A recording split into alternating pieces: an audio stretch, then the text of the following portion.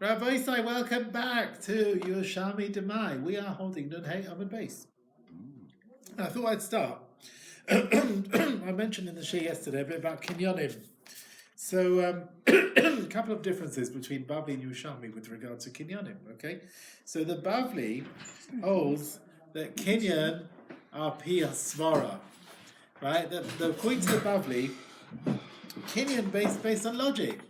According to Yerushalmi, we find places where Kinyonim help, where there's no logic at all. Right? For example, freeing an Eved Kanani with Kesef, according to the Bavli, Kesef, money, if you free an Eved Kanani, you've got to give it to the owner, right? Because the Eved is freed with the money that the owner receives, right? And Yerushalmi brings down, listen to this, Yerushalmi says, the master gives the money to others and the servant becomes free.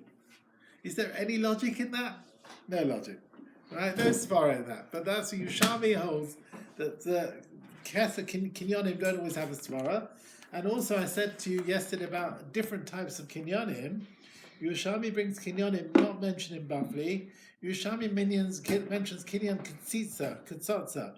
By selling a field, the relations of the seller bring barrels full of nuts and they break them in front of the children. Now, Bavli mentions Katsotza, but only talking about getting married, not as a Kinyan. So that's how I said to you that Yerushalmi's got different ideas about Kinyanim. Okay, we're up to my Tama, right, which is Nun Hey Amud Beis, right? Now we talk about the Machlokes Rabbi Yosef Chanina and Rabbi Yochanan about Tovas Hana'ah. Now first we mentioned the reason of Rabbi Yosef Chanina that you're allowed to give your maestros as Tovas Hana'ah. You're allowed to decide who to give them to. Let's see. My Tama Rabbi Yosef Chanina. It says with the Matanas Kona, Beish es Kadashav Lo Yiu. The Lashon Lo Yiu means it will be for his benefit, that the owner of the Matanas is allowed to get benefit by giving them and getting money for it as well. Okay? All right. And Ma'avar le Rabbi Yochanan, right? What does Rabbi Yochanan do with this pasuk? How does he explain it? So according to him, the words Lo Yiu is Sheyid named L'Kol Sheyidza. You can give it to anyone you want, any Cohen, any Levi. And other Kohenim Levim can't start taking it against his will. They can't do that. Sorry, one second. Yeah, they can't take it against his will, but he's not allowed to take money for it. He's not allowed to take money for giving it, right? Now the Gemara asks from Yezra Chanina from Mishnah Nedarim. Masnisa pliga Yezra Chanina seems to argue. It says Kohenim Levim Neneli. Now if someone forbids with a neder all Kohenim Levim to get benefit, Yitlu. Then the Kohenim Levim can take his trumas of maestros Baal Kocha against his will. He separated them, so his money, his matanas belong to the Kohenim. So they're not getting benefit from his, they're getting benefit of their own. Now, according to Yezra Chanina, that you can get money for the Tovas Hana that you have in maestros. How can the Kohenim Levim take these maestros when there's a neder against them? They're getting benefit, they're getting monetary benefit. So, personally, so he answers that where a person says, look, the man doesn't want to give any matanas at all. His neder is forbidding bahana all kohenim in the world. It's as if he's saying, I'm not giving trumas and maestros at all to any kohen or any levi. Therefore, he's got no zechus of tovas hana in giving it, and therefore the kohen levim can take it against his will. They're not getting benefit at all, right? He can't. He's sort of forbidden himself to give to anyone. So he's got no tovas hana that by them taking it, they're getting a benefit. And he can't start forbidding the whole kohenim, the whole world. Okay? So the Lashon in the Bavli is, once he's forbidden trumas maestros on all the kohenim, it's as if he's mafkir, the tovas hana that he has. He can't give it to any kohen or any levi. And since he's got no tovas hana, the kohenim can take it against his will. Okay. Now I'll prove it to you. The Taninan, we've learnt in the Sefer of that Mishnah, it says, Kohenim elu levim elu nanali. If he says, I'm just forbidding these Kohenim, these levim, yidlu acherim, then other Kohenim can take it, or other levim can take the trumas and maestros, but those Kohenim that he forbade can't take it. So it's considered hana, which is also, is like hana, which is also from the mechasa of the madir. He's got a schus tovas hana, And why is it permitted in the first case? Because the first case he forbade all Kohanim. He doesn't want to give it at all, and he's got no Toras Hana. Whereas in this case, he's only forbidding a certain group, and therefore there is a Toras Hana. The following Brisa argues on, he appears to argue Rabbi Yochanan, Aimahu Yisrael, a Jew, Yisrael can tell Yisrael, Hilach Selazeh, take this money, V'ten b'char zeh leben biti Cohen. You've got b'char behema, give it to my grandson, which is my daughter's son, who is a Cohen. And that's not a problem. So Yisrael is allowed to receive money for a Toras Hana, to give the b'char to any Cohen that he wants, not like Rabbi Yochanan who forbade it. So here, one Yisrael is saying, here, take some money so that you'll give your b'char to my grandson. So Rabbi Yochanan answered, it's talking about the Yisrael who owns the b'char, wants to give it to two Kohanim equally, or Ben Bitai, and this grandson of the one who gave the money is Ahmed, is one of the two that was anyway chosen. He's a partner that was going to get it anyway. The giver says, take this money, kulai leben biti Cohen, and then you'll give all of it to my grandson who's a Cohen. So if Yochanan agrees, you're allowed to get schar for Toras Hana, because anyway he would have given this Cohen, right? He would have given it as a partnership, but now he would have given it now, and the other person said give it all to him. But anyway he would have given it. But now he's giving the b'char for the sake of the selab which he's taking. It's not so noticeable, because he would have given this Cohen anyway. So they asked in front of Zira, now in this situation you wanted to give it to two Kohanim. Now, is it Kohen Yisrael also? It sounds like the Brisa, the Yisrael's allowed to tell another Yisrael, take this coin and give the b'char to my grandson who's a Kohen. Right, that was the case. Yisrael telling Yisrael. But a Kohen who tells Yisrael, take this coin and give the b'char to Kohen, my relative, that would be forbidden. Now, according to the picture of Yochanan, that you want to give to two Kohanim anyway, and giving the coin is just you give one of them all of it, then we should have allowed even a Cohen who tells a Yisrael, take this money and give to my friend the Cohen. Why is it only a Yisrael who's allowing it? Because anyway the owner wanted to give this Cohen a chelek of the firstborn. Ma agivun. Rabbi Sai, Yerushalmi word for you. Have we had that one before? Ma agivun. What did he answer him? What did Zira answers the ones asking questions? Rabbi Yossi, Amalai agivun. He didn't answer it. He says, this is what he said. Why can a Kohen not give money to Yisrael for the Ben B'char or whatever to his grandson? Also. Why is it forbidden? It's talking about where you didn't want to give this Kohen at all, but you're allowed to give the money, so you'll give to the grandson who's a Kohen, because he wants to pay money for Toras Hana. Why is it forbidden with a Kohen asking Yisrael? He says,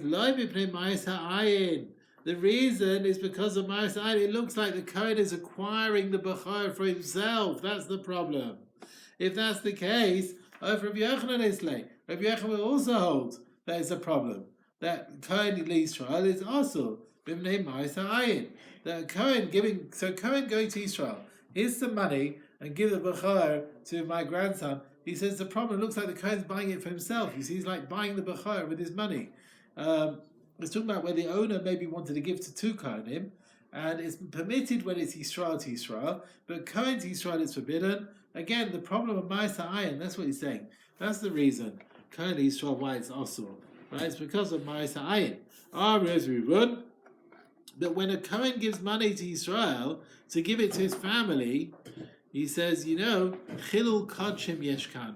You are despising the holiness of the b'char, right? It's got to be given to a Kohen with respect and not for money. That's the problem.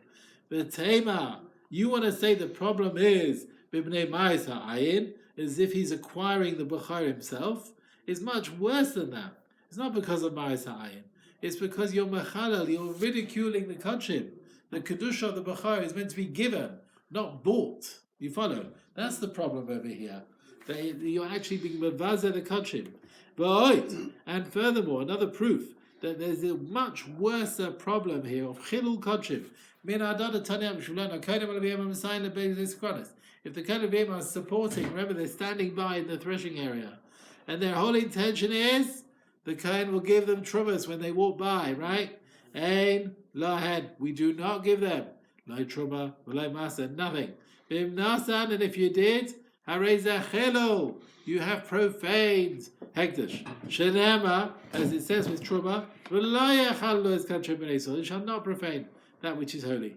And these Kohanim who are supporting in the granary and the threshing areas, they are profaning all the kachim there.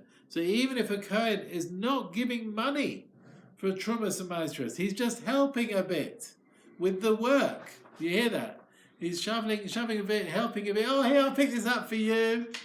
We know what his intention is, Rabbi Sai. It's terrible. Even if he's not saying clearly, oh, I'm doing this for the Truma, for the Avodah, to give me the Truma. No, it's Chilul HaKodesh. And therefore, how much worse it is if he's actually paying money towards it, right? How much worse it is. Okay. It's still an Issum Rabbanon. It's not Issum Torah. Okay. They went further. They said, if you give Trumas and Maestros to those Kohanim who are working in that area, Trumasan, Eina Truma. The Truma is not valid. Masrais and Eina Masrais. It's a Knas. The Chacham said you got to take Truma again. Take Maser again. V'hegdeshon Einan Hegdesh.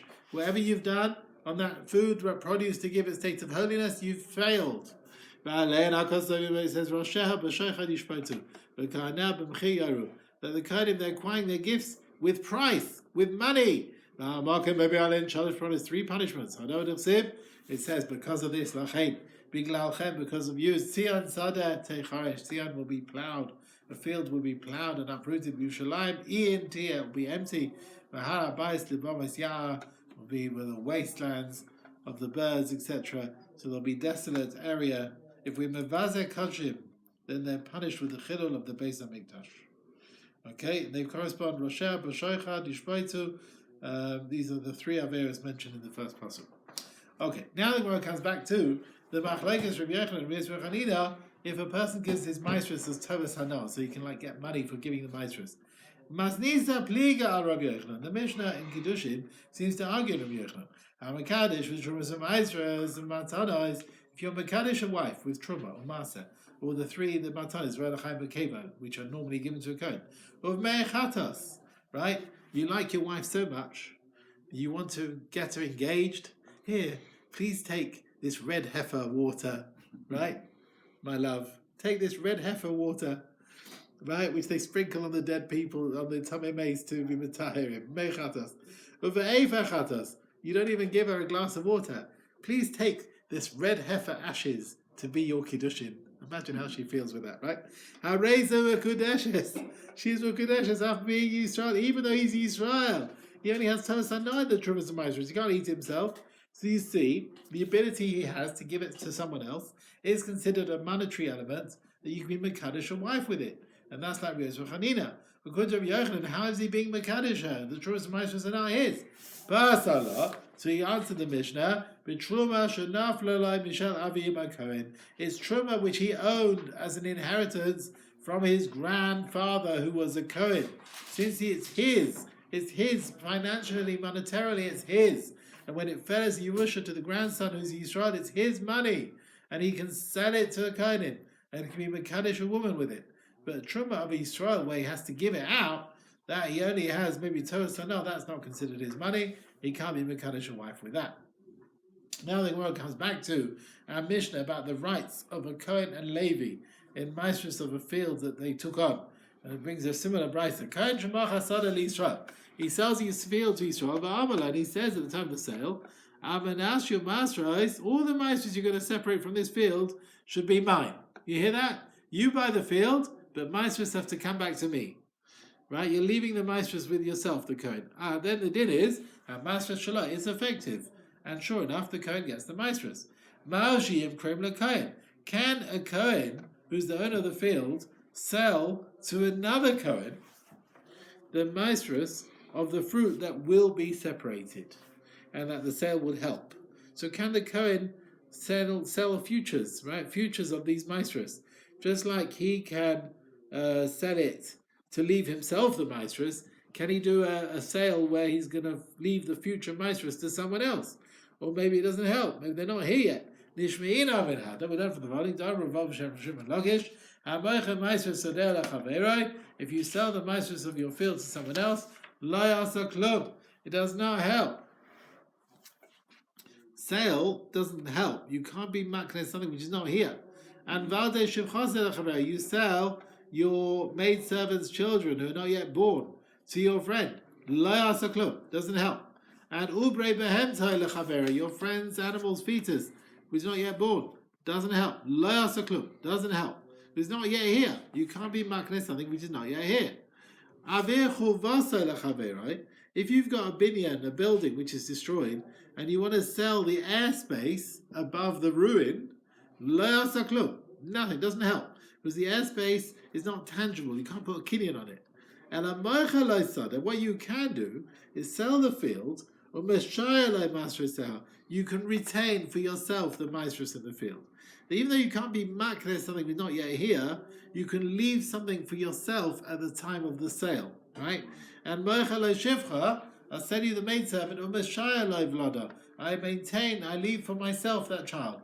I leave the animal fetus for myself, and also something which is not tangible. I sell you the ruin, I maintain the airspace for myself. You can keep something which is not yet tangible. You can still maintain it and keep it. So a Cohen can't sell the maestros of his field to another Cohen, even though he can leave for himself the maestros when he sells his field to Yisrael. You get that? So he can leave the maestros for himself, but he can't start selling it to someone else. So what's the reason for the difference? Why is there a difference between sale and leaving for yourself? So he brings here, because when you leave something for yourself, your das is to leave for yourself your rights in the land with that regard. It says in Babasra, Ba'ain Yofer, like a person who leaves something for himself, he's generous when he leaves it for himself. But when you're selling to your friend something which is not yet here, or something not yet tangible, it wasn't your intention to sell the rights in that land, you're only selling that particular item. And there's no kinyan that can attach to it. Okay? So that's the idea, is that when you're keeping something for yourself, you're more generous to keep something for yourself. Now the Gemara continues, how you can sell to someone else the airspace, or the maestros, which are not yet here. How can you sell the airspace? Okay, you can't sell the airspace to your friend, but there is a way how you can do it. How is it? Sipata explained it by Omalai, when you tell the buyer, you detach this bit of grass, and through that, by you improving the ground, it'll be like a kinyan chazaka, and through that you acquire the land, and through that you acquire the airspace. You hear that? By detaching something, you acquire the lot. So here as well, selling maestros which are not yet here, the land is here, so it could be you can sell the maestros together with the land. He says, detach something from this ground, and through that you acquire a chelek, a portion in the actual land, and the portion on which the maseh will grow, which is a tenth of the crop. And through your acquisition in the land, you will acquire the maestros when they come eventually. Yeah, here's another example of a kinyan. So what? Detaching in order to acquire. You hear that? You come across that before? Detaching in order to acquire. A Cohen sells a field to Israel and he says, I'm going to ask you maestros shali, if the maestros should be mine, and maestros shalai, the maestros do stay his. But mace, if the Cohen dies, a levad of the maestros, then the inheritors, the sons, do not get his right. Yoshim are not included in his. He only kept the maestros for himself and not to his yoshim. The fact is, the Rishonim ask, if you've left yourself the rights in the land for the maestros, why do your children not inherit that? Why not? They yosh any moment, any money that he has, any debts he was owed, they inherit. Some say it's not a finite shiur. We don't know which place in the land will maestros be taken from. Maybe there'll be no obligation in payers of maestros, and maybe you won't acquire it. So therefore, the yoshim do not inherit. Okay. They don't inherit his right. Okay. Now, if he says Li Urbanai, I'm just selling it on the condition that I might just go to me and my children, then Li Yashai, or if he said me and my inheritors, then he dies, Yesh Leba Maestro. So But still you don't have a quantity. Then, but he has something. If he says me and my children, well, Yasha B'maestros. Yesh Leba Maestro, so Bala B'maestro, Yasha to his sons and his inheritors. He's clearly mentioned as chus for his children or his inheritors, and the maestros become theirs. Rav Yudim B'Ashar B'Yikov Rav Yosef. Ad Kedon, that's all very well, it helps, but Yershin Shemid Val Torah, with biblical Yershin. But like they're Yersh from the Torah, like a brother, a father. But what about Philip Yershin Shemid Val Torah, even rabbinical Yershim as well? Very good question. We have no answer. That's how some learn, that there's no answer. Others learn, even B'Yershin, which is not from the Dvar Torah, is the answer to the Safek of Yudim B'Ashana. That the Tanai helps even with rabbinical Yashim. Right? You hear that? And the Lashon of Ba'a is not an expression of doubt. He just said it and he was happy with what he was saying. Yerushalmi often, Ba'a means to say. It doesn't always mean to ask. You follow? So there we are. Now the Gemara continues the Brisa. A Cohen who sells a field to Yisrael and he says, in order, Shulkol Masas Shali, that the Masas should be mine, Kozman Shahula Fanov. As long as the field is in your domain, the maestros will be mine. You are maestros shalai kozman shulavanov. So the maestros will be his as long as this person has the field. But if the buyer sold it to someone else, then ein lo b'maestros. The Kohen does not get the maestros. Because the condition was, as long as you have it, I get the maestros. Now you've gone and sold it, I don't get. Chaza lekacha mimenu. If after that, after the first seller went and sold the field to someone else, you hear that? So I sell the field, I want the maestros to be mine. While this guy has it, the maestros are mine. This guy then went and sold the field. So we said, right, the maestros are not mine. Then the one who sold the field went and bought it again. Do we go back to what it was before? Do the maestros become mine again or not? So the seller went and rebought the item after he'd sold it. He went and rebought it. That this Kohen does not get the maestros. His rights have disappeared. When it went to a third party, that's it. That's the end of it. Even though the person went and bought it back. No,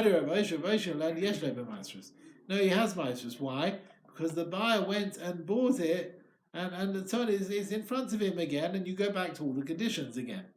Now we're going to compare this machlokes to another machlokes elsewhere. Like an argument elsewhere. The Tanina and Tamar, we've learnt in Kesubas. And Zira divorces his wife and takes her back. He didn't write a new Kesuba. Right? He didn't write a new Kesuba. So Zira. The intention was the new marriage is based on the original Kesuba that was written. There's a date. What? So what? It's still valid. He didn't intend to. They never tore it up. So this is one opinion that they're going back to the original Kesuba. And if they got divorced or the husband dies, she gets one Kesuba, which was the original one that was written. He said, Train Amorah, there's an argument. One said Kesuba, the main Kesuba, that every person 200 zuz. But not for any other conditions that were taken on. So if he took on any extra obligations the first time round, they were nullified when he divorced her, and when he takes her back, they never took on these extra obligations after that. Right? He was only thinking about the first ksuva, but not on anything extra. The other one said, whether for the ksuva or for the other conditions, we say everything goes back to what it was. Okay? And similarly, we're comparing it to our case.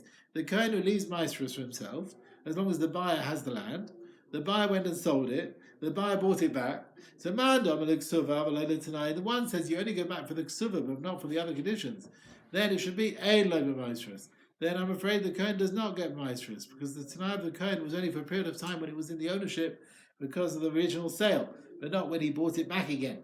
That everything goes back to what it was, then he holds yesh leba maestros, that we also include everything that the Kohen will have a right to the maestros again when the person buys it back. Okay, now we're going to talk about Machlokes from Rabbi Yosha, and we're going to ask from Rabbi from a Rai. So, but I'll tell you, we've learned Kibel Sadeh B'Kahenes. Yisrael receives a field as an oris from a kohenes who's a single kohenes who's not married. And Masras Shalah, the Masras go to her, because Masras go to the owner of the field, okay, she's a kohenes. And if after that Nises Yisrael, she marries Yisrael, who now can't eat truma, then her din is like Yisrael, and the oris and her cholkim b'maisros. Now she's married Yisrael. Now they divide the maisros. But Nis'abel and Nisgasha, she got divorced or widowed from Yisrael, who's got no children, then she goes back home. So Chazra, it goes back to what it was, the maestros are hers. Now, according to Reb, we should have said, well, the rights went away when she married Yisrael. They've gone away. They shouldn't go back. Just like Reb said, with the Cohen who sold to someone else, when it bought it back. Once the schus of the Cohen has gone away, when she sold it to someone else, when he sold it, they shouldn't come back and he shouldn't acquire it again. So the Gemara answers, Kan shemacha, kan shekibel. So there's a difference in the situation of Chia, where Cohen sells a field, yeah, and what happens to the maestros when it comes back into ownership. And the case of the Brisa, where Yisrael took on to work a field as an oris from a kehenes.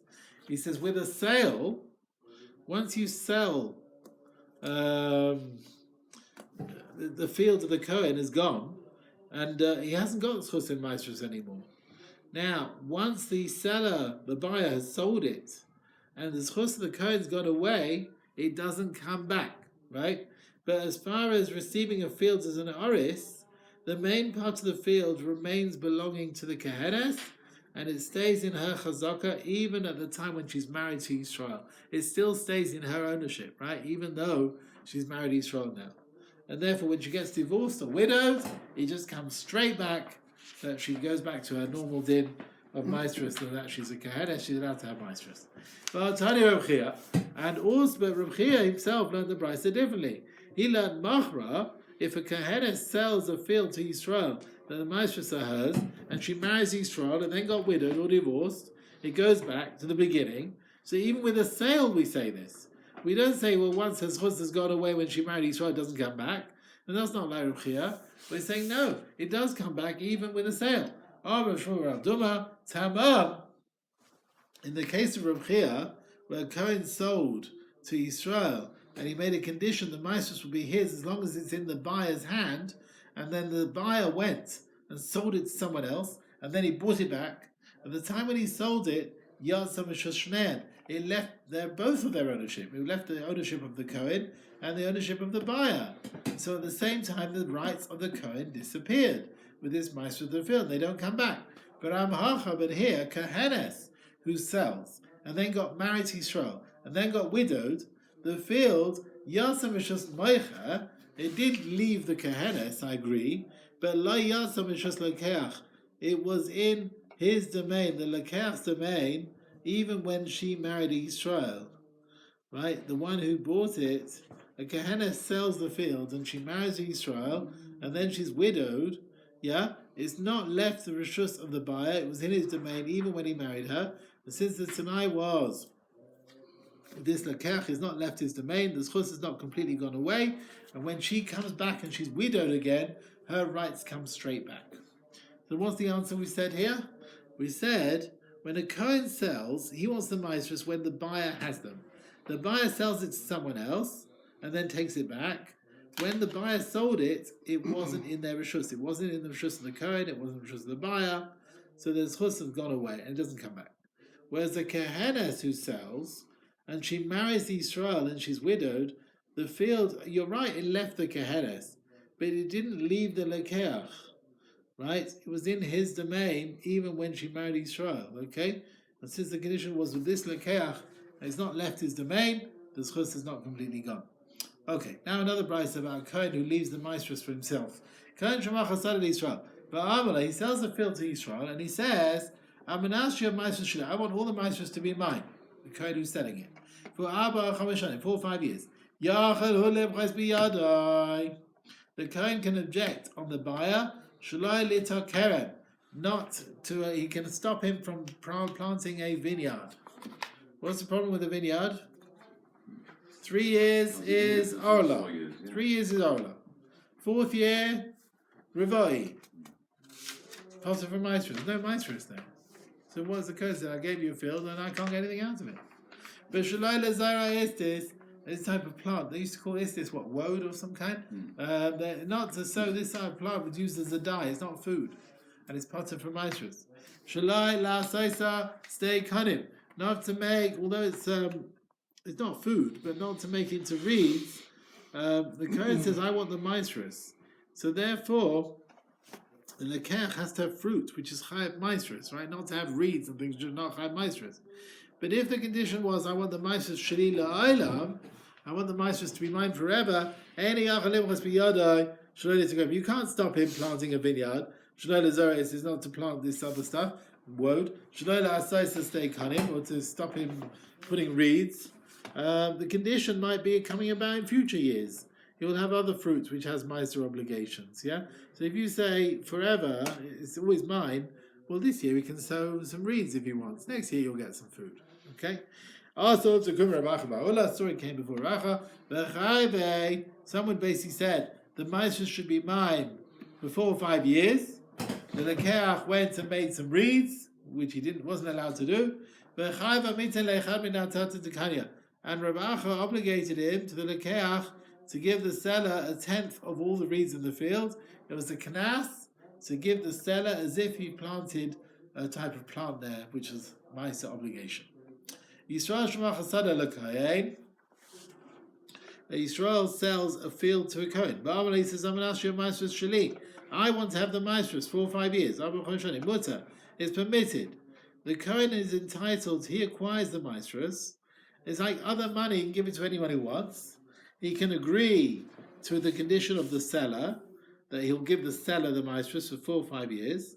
But if the seller tells the buyer, I want the maestros to be mine forever, la'olam, then also, that is forbidden. She'ein Cohen osekain. Because a Cohen can't be mezakeh the maestros to Yisrael forever. As if you're making Yisrael who's buying it into a Cohen who's entitled to the maestros. You can't give the Yisrael the maestros forever. That's again a zilzul in Kuhuna. Okay. Cohen shemach hasada Yisrael. A Cohen sells a field to Yisrael. Amalai, he says, I'm going to ask you a maestros shalach. The maestros will be yours 4 or 5 years. Arba v'choven shanim. Right? The buyer will get the maestros instead of giving it to a Cohen. Also, that's the problem. In the ratio of the price, when Yisrael sells to a Cohen, then it's allowed the Cohen to give the maestros to Yisrael for 4 or 5 years. But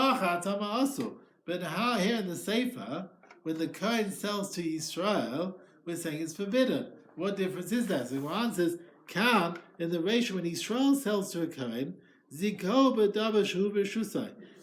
is mezakeh to the Yisrael, the maestros which are his. The field is his, the maestros are his, he can give it to Yisrael. Whereas in the Sefer, when the Cohen sells to Yisrael, Zikol b'davar she'eino b'shusai, he's giving something which is not his. The field belongs to Yisrael. Therefore, there's no maestros in the rishus of the Cohen, and he can't be makneh them to a Yisrael. Okay. Is there anything right here? Let's carry on. Yisrael shekibel mikohen alevi. Right. Now we're talking about machlekas. Dividing up maestros between the owner of the field and an oris. So Yisrael is an oris. He's getting a percentage from a Cohen or a Levi. And maestros lebailin. The intention of the Cohen and the Levi was the maestros should go to them. That was part of the agreement. Now, similarly, we find with Masechet. Hakatani is like a villager who's outside Yerushalmi. Shekibel Sadem Yerushalmi, he's an aris from a Yerushalmi man. Masechet, the Masechet of this field is Shel Yerushalmi. It must go to the Yerushalmi person. Because surely the owner of the knowledge of the Balasada and the aris, that was the agreement. The Masa can only be eaten in Yerushalayim, so it probably goes to the owner who lives in Yerushalayim. Right? That's where the Balasada lives. Chachamim say no. Well, the villager can always take it and go and eat it in Yerushalayim. Since the Maser is fitting for the Oris as well, they divide it, just like the rest of the fruits. Why give it all to the Yerushalmi person just because he's living there? Adate, the Rabbi Shmuel, Kudu Shmuel, Elu Kohen Tameh, Shoshutavim Kohen Tahor. You have an Oris, let's say in a field of a Kohen who's Tahor. and you've got a Cohen Tameh there who's a partner. Shema and Chokim Maestros, you think that we don't divide up the Maestros? Of course we do. Even though Truma is not fitting for the Oris, because he's Tameh, we don't say, well, he'll get the owner of the field will get it all, because the Oris can become Tahar, and then the Truma will be fitting. Right? So an Oris, who's a villager, why can he not get Masa Sheni as fitting for him? He can go to Yerushalmi and he can eat it. Tamad, who answers, over there with an Oris is a Kohen who's Tameh, Yachon hu le'moichron le'Kohen Tahar, Acher. Yeah, you can sell it to another Kohen who is Tahar. So the Truma is fitting for him even now, even though he's Tameh, because he can sell it to someone else. But here with Masa Sheni, Yachon HaKatani Lalis L'achli B'Yerushalayim. In Masa Sheni, there's a big tucha, it's a big bother going to Yerushalayim. You can't start selling it to someone else. You can't sell Masa Sheni. And it's not fitting for him eating without a lot of bother. Therefore, the das was that the owner of the field will get it. It was easy, Yerushalmi. And he is fitting to get all the master without any bother. You follow? You're not going to be able to do anything about it. You can't start selling it to anyone, Masa Sheni. You'll have to walk all the way. There are people, Rabbi Isai. One of my cousins lives in a little moshav, I don't know what, and it's like they do every year for Pesach. So they go on a donkey or something to Yerushalayim. They do it takes them a whole 6 hours walk to go from their moshav to Yerushalayim. The whole chevra that thing, Ola Regel. They do a Korban Pesach. They don't do a Korban Pesach. No, somebody does. Yeah, okay. But there we are. All right. I think we shall stop here.